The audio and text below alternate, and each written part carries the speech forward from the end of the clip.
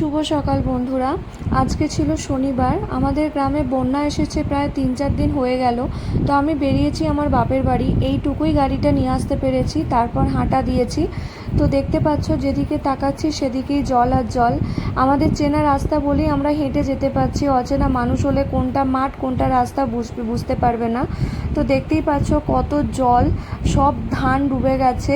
ধান আছে বলে কিছু বোঝাই যাচ্ছে না, আর ধান তো হবেই না, ধান তো নষ্ট হয়ে যাবে যেটা দেখে মনে হচ্ছে।